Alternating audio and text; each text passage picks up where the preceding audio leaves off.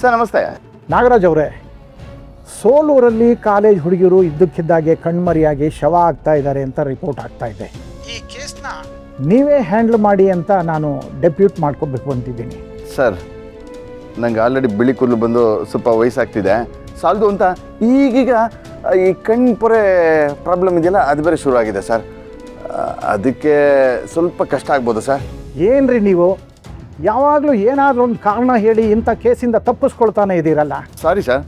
Sir ಈ ಕೆಲಸಕ್ಕೆ ನನಗಿನ Young and energetic ಇರ್ತಾರಲ್ಲ ಸರ್, ಅಂಥವ್ರನ್ನ ಆಯ್ಕೆ ಮಾಡಿದ್ರೆ ಒಳ್ಳೇದು ಅನ್ಸುತ್ತೆ ಸರ್. ಯಾರಿಗೆ ಫೋನ್ ಮಾಡಬೇಕು ಅಂತ ನನಗೆ ಗೊತ್ತಿದೆ. ಇಡ್ರಿ phone. Thank you sir.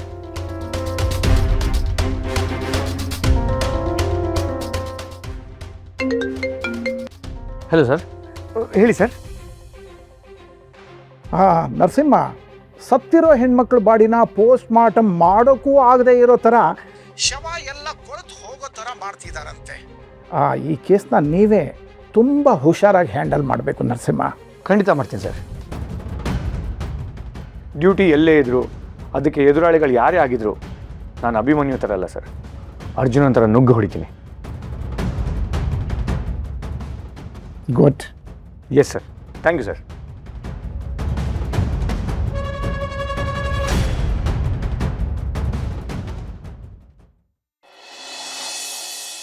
Nagaraj, special ಕೇಸ್ಗಳನ್ನ ಹ್ಯಾಂಡಲ್ ಮಾಡೋ ಅವಕಾಶ ಸ್ಪೆಷಲ್ ಆಫೀಸರ್ಗೆ ಮಾತ್ರ ತಾನೇ ಸಿಗೋದು. ಹೌದು ಸರ್. ಹಾಗೇ ಸ್ಪೆಷಲ್ ಅಂತ ಟ್ಯಾಕ್ಸ್ ಸಿಗೋದು ನ್ಯಾಯನ ಎತ್ತಿ ಹಿಡಿದಾಗ ಮಾತ್ರ ಅಲ್ವಾ? ಹೌದು ಸರ್. ಅದು ಬಿಟ್ಟು ಲಂಚ ತಗೊಳ್ಳೋರು ಯಾರೂ ಆ ಬೆಲೆ ಕೊಡಲ್ಲ. ಏನಂತೀರ ನಾಗರಾಜ್? ಸರ್ ಈ ಕೇಸ್ನ ಸಾಲ್ವ್ ಮಾಡಿದ ತಕ್ಷಣಕ್ಕೆ ಗೌರವ ಸಿಗೋದಿಲ್ಲ. ನಂತರ ಎಕ್ಸ್ಪೀರಿಯನ್ಸ್ ಇದ್ದವ್ರಿಗೆ ಮಾತ್ರ ಸಹಿ ಅನ್ನಿಸ್ಕೊಳ್ಳೋದು. ಕೈಲಾಗದಿರೋನು ನೆಲ ಡೊಂಕೋನಂತೆ. ಆಯಿತು ಬಿಡಿ, ವಯಸ್ಸಲ್ಲಿ ಸರ್ವಿಸಲ್ಲಿ ನೀವು ನನಗಿಂತ ದೊಡ್ಡವರು. ಸದ್ಯಕ್ಕೆ ಇದ್ರ ಬಗ್ಗೆ ಏನು ಮಾತಾಡಲ್ಲ. ಸಿಕ್ಕಿರೋ ಕೆಲಸನ ನೀಟಾಗಿ ಮಾಡ್ತೀನಿ. ಆ್ಯಂಡ್ ನಾನು ಅಲ್ಲಿಂದ ಬರೋವರೆಗೂ ನಮ್ಮಪ್ಪ ಅಂದರೆ ಹೆಡ್ ಕಾನ್ಸ್ಟೇಬಲ್ ಜಯರಾಮ್ ಅವ್ರಿಗೆ ಏನಾದರೂ ನಿಮ್ಮ ಕಡೆಯಿಂದ ತೊಂದರೆ ಆದರೆ ಅದಕ್ಕೆ ನಾನು ನಿಮಗೆ ಪನಿಷ್ಮೆಂಟ್ ಕೊಡಬೇಕಾಗುತ್ತೆ. ಹುಷಾರು. ಅರ್ಥ ಆಯ್ತಲ್ಲ? Okay sir.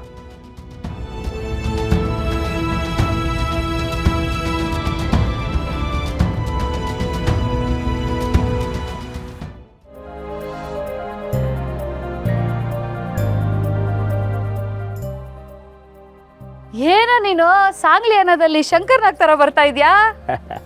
ಅಪ್ಪ, ಫೋಟೋಗ್ರಾಫರ್ನೆಲ್ಲ ಯಾಕೆ ಕರೆಯಕ್ಕೆ ಹೋದ್ರಿ? ಮೊಬೈಲಲ್ಲೇ ತೊಗೊಂಬೋದಾಗಿತ್ತು. ಸುಮ್ಮನೆ ದುಡ್ಡು ವೇಸ್ಟ್ ಅಲ್ವಾ? ನಿಂಗೆ ಸಾಧನೆ ಮುಂದೆ ಇದೆಲ್ಲ ಯಾವುದೋ? ನನ್ನ ಫ್ರೆಂಡು ಪ್ರಶಾಂತ್ ಅಂತ ಪತ್ರಕರ್ತ, ನಿನ್ನ ಮಗ ಪೊಲೀಸ್ ಆಫೀಸರ್ ಆಗಿದ್ದಾನಲ್ಲ, ಒಂದು ಫೋಟೋ ಕಳಿಸು, ಅವನೊಂದು ಆರ್ಟಿಕಲ್ ಮಾಡ್ತೀನಿ ಅಂತ ಹೇಳಿದರು. ಅದಕ್ಕೆ ಫೋಟೋಗ್ರಾಫರ್ನ ಮನೆಗೆ ಕರೆಸ್ದೆ. ನರಸಿಂಹ, ನಿಮಿಷ ಕಡೆ ಬರ ಪಾಪಲ್ಲಿ. ಇಲ್ಲಿ ತಿಗಳ. ಈಗ ತೆಗಿಯಪ್ಪ, ಚೆನ್ನಾಗಿ ತೆಗಿಯಪ್ಪ.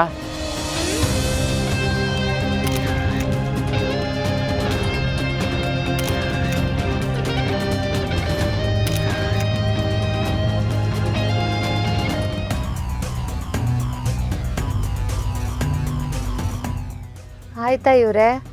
ಇರಿ ಮೇಡಮ್, ಒಂದು 4 ಫೋಟೋ ತೆಗಿತೀನಿ. ಒಳ್ಳೆ ಹೀರೋ ಇದಾಗಿದ್ದಾರೆ. ಯಾಕೆ ಅರ್ಜೆಂಟ್ ಮಾಡ್ತಿದ್ಯಾ? ಸುಮ್ಮನಿರೇ. ಅಲ್ಲ ಅಣ್ಣ, ಕ್ಯಾಮ್ರಾ ಬ್ಯಾಟ್ರಿ ಖಾಲಿ ಆಗ್ಬಿಟ್ರೆ ಏನ್ ಮಾಡೋದು? ಚಾರ್ಜ್ಗೆ ಹಾಕಿದ್ರಾಯ್ತು ಬಿಡು. ಕರೆಂಟೇ ಹೋಗ್ಬಿಟ್ರೆ? ಒಟ್ಟು ನಿಂದೆರಡು ಫೋಟೋ ತೆಗಿಬೇಕು, ಅದಕ್ಕೆ ಇದೆಲ್ಲ ಸುತ್ತಿ ಬಳಸಿ ಮಾತಾಡ್ತಿದ್ಯಾ. ಬಾರ, ಹೋಗೆ ಇವಳೊಂದೆರಡು ಫೋಟೋ ತೆಗಿಯಪ್ಪ. ಅತ್ತೆ ಏನು ಮಾಡ್ತೀವಿ? ಅಯ್ಯೋ ಸುಮ್ಮನಿರೋ, ಪ್ರಾಣ ಗಿಡ ಬಿಟ್ಬಿಟ್ಟಳು, ಫೋಟೋ ತೆಗ್ದಿಲ್ಲ ಅಂದ್ಬಿಟ್ಟು.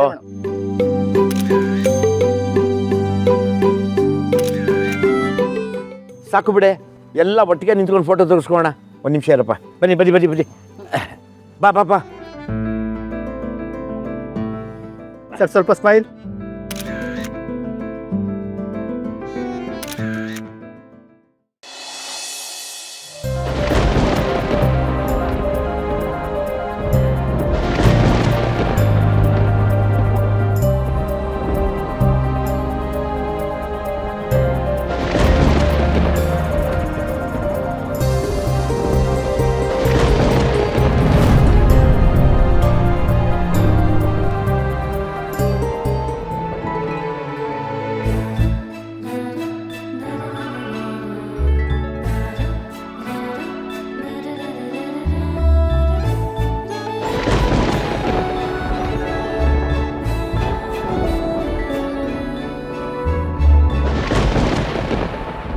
ಚಿರಾಗ್, ಏನು ಯೋಚನೆ ಮಾಡ್ತಿದ್ದೀರಾ?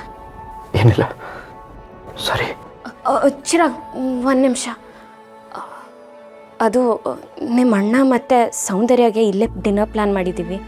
ಅದಕ್ಕೆ ನಾವೆಲ್ಲರೂ ಆಚೆ ಹೋಗಬೇಕು. Can you please get ready? Give me 10 minutes.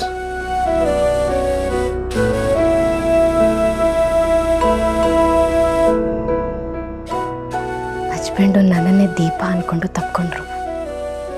ಅದಕ್ಕೆ ಬೇಜಾರು ಮಾಡ್ಕೊಂಡ್ರು ಅನ್ಸುತ್ತೆ.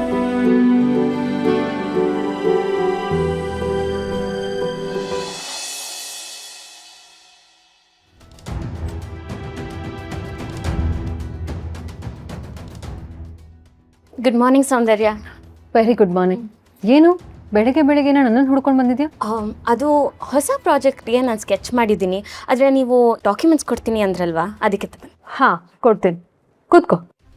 ಇಟ್ಸ್ ಓಕೆ ಸೌಂದರ್ಯ. ಹೇಗಿದೆ ಈಗ ನಿನ್ನ ಲೈಫ್, ಹೊಸ ಲೈಫ್ ಸ್ಟೈಲ್ ಎಲ್ಲ?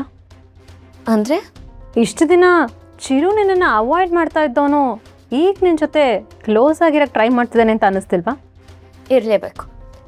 ಇನ್ನು ಮುಂದೆ ಹೆಂಗೋ ಏನೋ ನಂಗೆ ಗೊತ್ತಿಲ್ಲ. ಆದರೆ ಇವಾಗ ಚಿರಾಗ್ ನನ್ನ ಜೊತೆ ಚೆನ್ನಾಗಿ ನಡ್ಕೋತಿದ್ದಾರಲ್ವ, ಅದು ಖುಷಿನೇ ಇದೆ. ಇದರಲ್ಲಿ ನನ್ನ ಪಾತ್ರನೂ ಇದೆ ಅನ್ನೋದನ್ನು ಮರಿಬೇಡ. ಡೆಫಿನೆಟ್ಲಿ.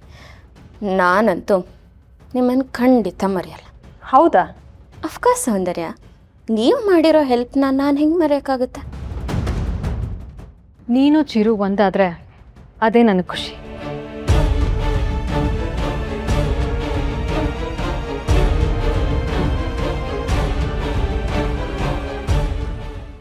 ದಿಶಾ, ಈ ಪ್ರಾಜೆಕ್ಟ್ನ ನಾವು ಚಿರುಗೋಸ್ಕರನಾದರೂ ಸಕ್ಸಸ್ಫುಲ್ ಮಾಡಲೇಬೇಕು.